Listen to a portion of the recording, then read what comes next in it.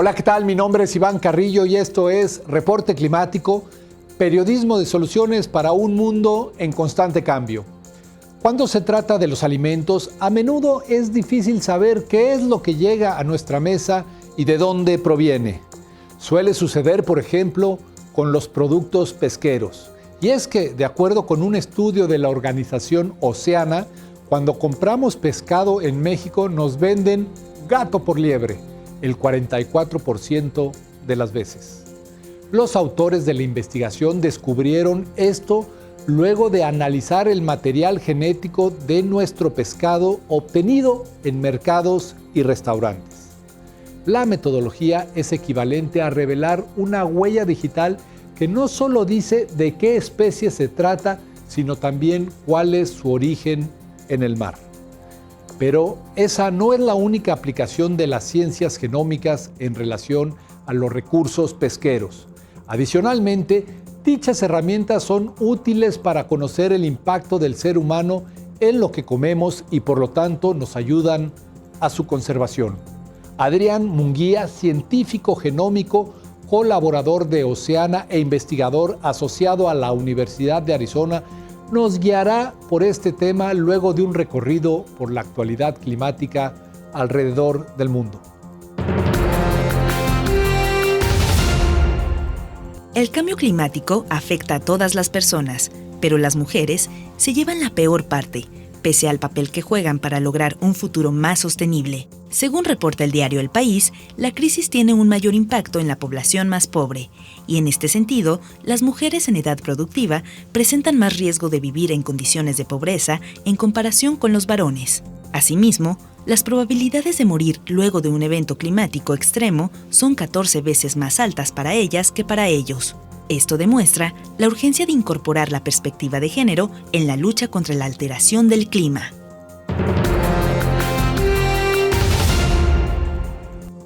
El calentamiento global está disminuyendo el brillo de la Tierra, de acuerdo con un nuevo estudio publicado en la revista Geophysical Research Letters. Esta conclusión se obtuvo después de analizar, con ayuda de satélites, décadas de mediciones de la luz que refleja nuestro planeta en la superficie de la Luna. Hoy en día, dicho reflejo es medio vatio menor por metro cuadrado que hace 20 años. El oscurecimiento del planeta azul es una evidencia indirecta de la pérdida de nubes en la atmósfera debido al cambio climático, y un recordatorio de que la Tierra está absorbiendo cada vez más energía en forma de calor.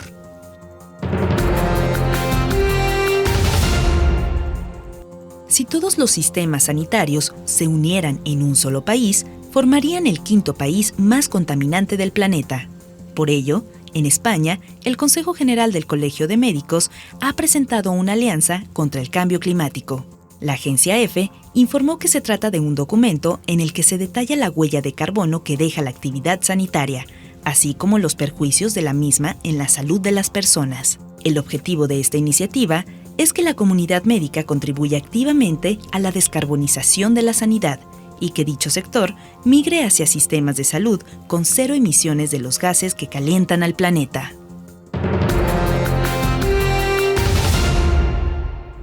Los océanos desempeñan una función clave en la regulación del clima. Pero, ¿cuál es su situación en la actualidad y qué tipo de impacto genera el cambio climático? El cambio climático representa un grave peligro para la salud de los océanos en todo el mundo, que además se suma a otras amenazas antropogénicas, es decir, los cambios ambientales causados por la actividad humana. Los océanos cubren más del 70% de la superficie terrestre. Estos tienen un enorme potencial para combatir el cambio climático y para impulsar economías sólidas y sostenibles. Esta es la evaluación optimista de 14 naciones costeras y oceánicas agrupadas en el panel de alto nivel para una economía oceánica sostenible, Ocean Panel, publicada en un artículo de la emisora internacional alemana Deutsche Welle. La crisis climática y la necesidad urgente de protección de los océanos revela que el colapso del mar, debido al uso de combustibles fósiles, se está produciendo a una velocidad vertiginosa y a gran escala, alterando la estructura y las funciones de los ecosistemas y con ello provocando el calentamiento del agua, aumentando el nivel del mar, acidificación y desoxigenación del océano. Asimismo, la subida del nivel del mar por el deshielo de los glaciares o las olas de calor marinas que están provocando cambios en los ecosistemas costeros. Todo un círculo vicioso que está causando profundas alteraciones. Estas alteraciones muestran el actual declive de la naturaleza sin precedentes, con una inusitada aceleración en los ritmos de extinción de especies, hasta el punto de que 1 millón de ellas está directamente amenazada con la extinción. Esto nunca había ocurrido en toda la historia de la humanidad. Entre las especies amenazadas se halla hasta el 33% de los arrecifes de coral y más de 1/3 de todos los mamíferos marinos.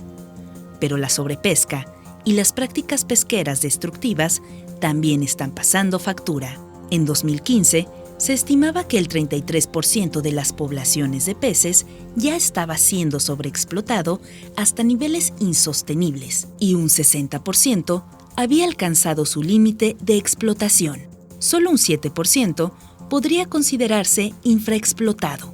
Toda esta información nos demuestra que, si continuamos llevando estos patrones de vida y no actuamos ante los acelerados cambios climáticos, la vida de hasta 300 millones de personas podría verse amenazada.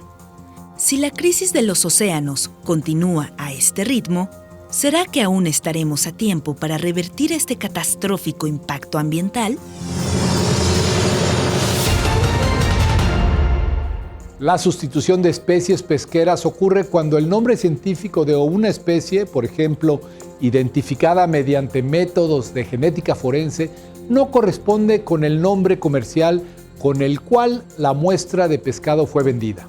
En México, los estudios recientes revelaron que existe un 31% de sustitución en promedio. La sobreexplotación de recursos, el cambio climático y la pérdida de la biodiversidad son parte de una enorme huella que la humanidad está dejando sobre la Tierra y es hora de afrontar las consecuencias. ¿Cómo? Con ayuda de la ciencia. El lente a través del cual veo la ciencia es la genómica, lo cual es el contenido de información de ADN que se encuentra presente en todos los seres vivos, incluyéndonos nosotros. Tenemos 3 niveles de biodiversidad, que es la diversidad genética, la diversidad de especies y la diversidad de ecosistemas, ¿no? La diversidad biológica se describe en esos 3 esquemas. Uno de ellos es la diversidad genética, que se refiere a qué tanta variación existe en los genes dentro de las especies. Y es tan importante, pues porque esta variación es la que nos permite adaptarnos a los cambios que ocurren en el ambiente. Lo que hace la genómica es justamente asomarse a esa diversidad de la que nos habla Adrián Munguía. Es una herramienta muy poderosa porque está presente en todos los plantas, animales, en lo que nos comemos, en lo que sembramos, en las especies que cultivamos. Entonces nos permite conocer aspectos de estas especies que de alguna manera podrían parecer escondidos. ¿Cómo podemos hacer reconstrucciones de la historia de explotación, por ejemplo, ¿no? Al respecto, los científicos han encontrado que una mayor diversidad se traduce en una mejor respuesta ante las perturbaciones. Sin embargo, esa capacidad no siempre es tan notoria.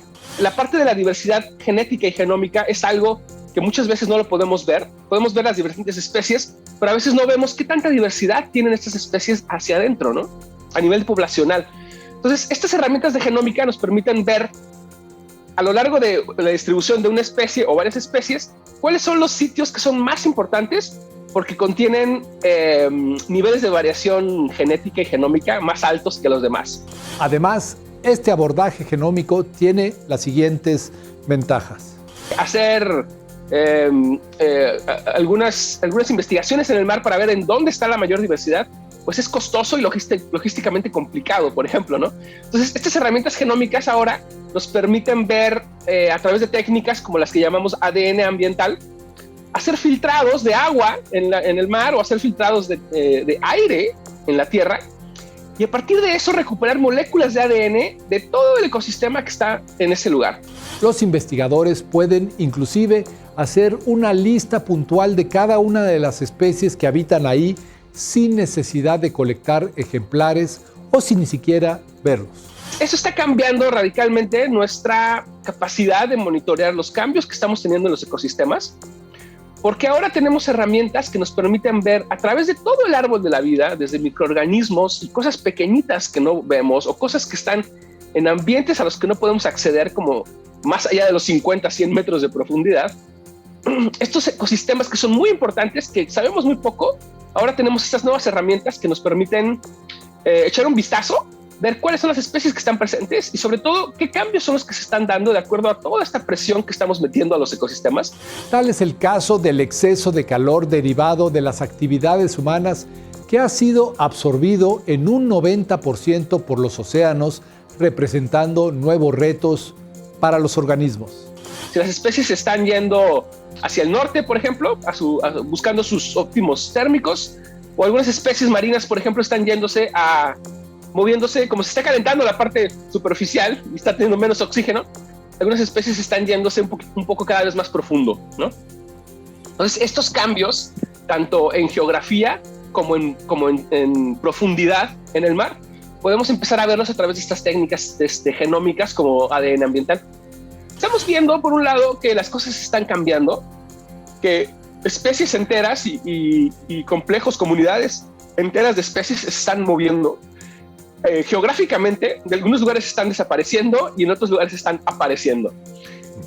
Y otras especies están yendo, como te digo, un poco más profundo. Entonces, las cosas están cambiando porque la temperatura del océano está cambiando, las corrientes están cambiando, la capa de mínimo oxígeno está cambiando.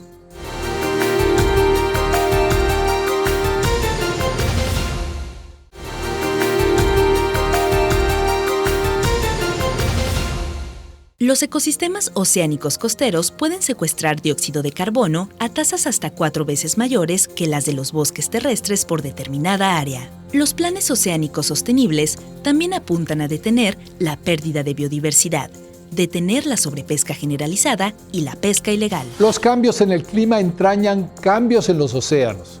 Aunque se desconoce la totalidad de los efectos del cambio climático en los océanos, los estudios prevén, entre otras cosas, subidas de las temperaturas, aumentos del nivel del mar y cambios en la química de los océanos, los cuales también están develando alteraciones al interior de cada especie debidas al cambio climático. Estamos viendo que está habiendo procesos de selección muy fuertes. Porque si de repente una localidad que mantenía cierto complejo de especies ahora está sujeto a 2 grados de temperatura, o una temperatura constante durante el verano, arriba de un determinado umbral que antes no existía, eso quiere decir que solamente algunos individuos pueden sobrevivir en esas condiciones. Quiere decir que algunas poblaciones están siendo completamente extirpadas de ciertos sitios.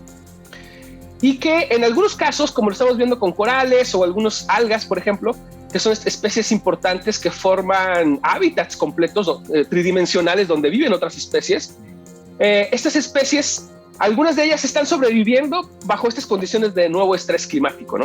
Un fenómeno evolutivo que, de no ser por la influencia humana, tardaría miles de años y no decenas, como ocurre ahora. Esto es muy interesante, pues porque a través de la genómica podemos ver qué características son las que tienen estas especies que les permitieron sobrevivir en este lugar, bajo estas condiciones. Esa es una pregunta. Y la siguiente es, ¿cómo podemos exportar esta habilidad de estas poblaciones hacia otras poblaciones para hacerlas más resistentes, ¿no?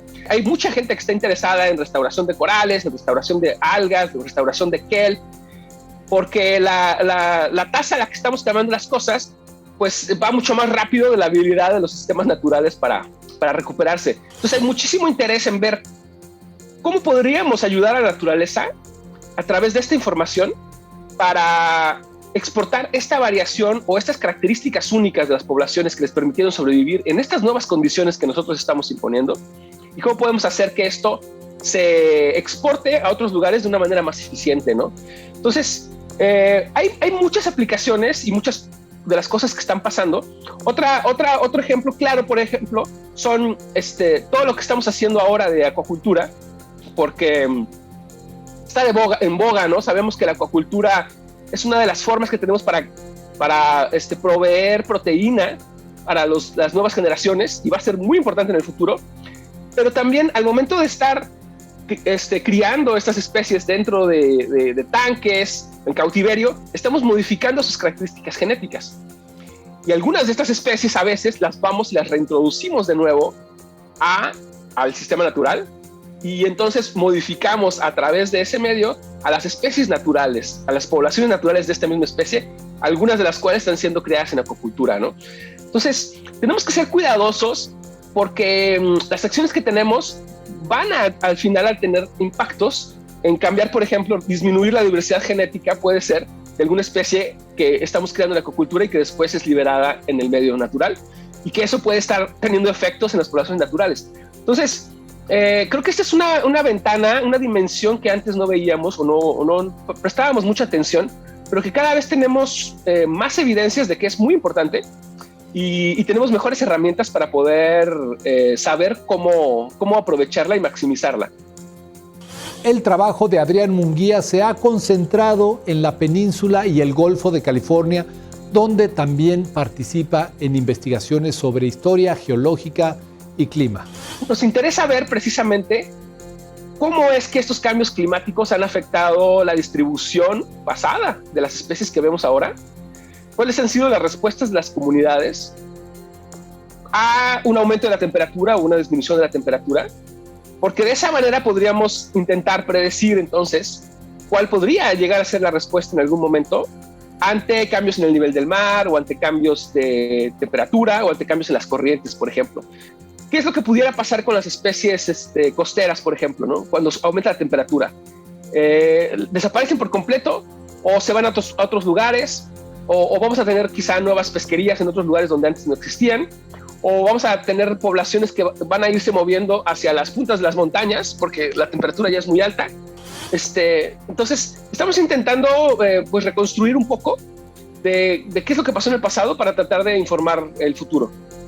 Este futuro dependerá asimismo de nuestras acciones, y por ello el conocimiento generado por científicos como Adrián Munguía tiene que trascender hacia el diseño de políticas públicas. Los científicos tenemos que mirar hacia las aplicaciones de nuestra ciencia en la sociedad, ¿no? Hacer preguntas relevantes, escuchar y ver qué es lo que está pasando en la sociedad y tratar de responder a esas necesidades. Muchas veces, en lugar de responder a nuestra propia curiosidad científica, también se vale, pero muchas veces es necesario que el científico pueda ir más allá de su trabajo y ver qué es lo que está pasando alrededor de él y ser capaz de platicar con la gente fuera de la ciencia. Esto implica el poder tener herramientas y tener la energía y la disposición para poder platicar con gente que no son científicos, pero que pueden tomar decisiones con base en los datos científicos que la gente produce. Entonces, este intercambio es tanto por parte del científico, pues como por parte de los tomadores de decisiones. También ahí yo creo que hace falta mucho entrenamiento y mucha guía en cuanto a cuáles son las herramientas que están disponibles, ¿no? Para medir y tomar mejores decisiones. Creo que esta cultura de poder tomar mejores decisiones con base en evidencia científica nos falta muchísimo para poder solidificarla en las instituciones y poder tener, digamos, una serie de criterios objetivos o de mediciones objetivas de lo que estamos manejando para poder ver avances y poder tomar mejores decisiones sobre lo que estamos haciendo. Fue así como surgió, por ejemplo, el estudio sobre el que hablamos al inicio de este programa y que ya ha inspirado proyectos de ley en México. Nos alimentamos de productos del mar y muchas veces no sabemos ni siquiera qué especies son las que estamos explotando. Este es un requisito básico y mínimo para poder tener un manejo y evitar sobreexplotación de recursos y que podamos seguir comiendo lo que nos estamos comiendo ahorita, ¿no? Si no sabemos qué especies estamos explotando, pues entonces podemos acabarlas y podemos diezmarlas sin que nadie se entere, y eso es muchas veces lo que está pasando. Que especies que son desconocidas o que no son muy conocidas están siendo sobreexplotadas y nadie les pone atención, pues porque nadie sabe que se las está comiendo, ¿no? Porque siempre que vamos al súper o a la pescadería nos dicen que nos estamos comiendo otra cosa, que es generalmente nos dicen algo que la gente conoce, ¿no? Como pargo o como guachinango o como mero, cuando la realidad es de que muchas de estas especies están fuertemente sobreexplotadas y ya se dio un cambio en el ecosistema y un cambio en la producción, en donde estas especies ya hay muy poquito. Entonces han sido sustituidas por otras especies distintas que nosotros no sabemos y que muchas veces también incluso los manejadores no sabemos qué son las especies que están siendo explotadas, ¿no? Entonces, por ahí es de mucho interés el poder llevar esto a una manera que nos permita manejarlo de una mejor forma. Es decir, poder tener una trazabilidad o un registro de qué es lo que se está pescando en el mar a través de la cadena comercial, en las embarcaciones y después en el plato del consumidor, ¿no? Entonces, en ese sentido, esta campaña ha dado origen a iniciativas de ley que están siendo revisadas y que esperamos que puedan moverse pronto a través de las vías necesarias para poder institucionalizar, digamos, este tipo de registro de información sobre de dónde viene la comida que nos estamos comiendo. Es algo indispensable si es que queremos pensar en temas de seguridad alimentaria en México o en cualquier otro lugar, ¿no? Sobre todo en un contexto de cambio climático. Observamos que está pasando, las especies nativas que antes la gente comía están siendo sustituidas pues por pescados de menor calidad, producto de la acuacultura masiva.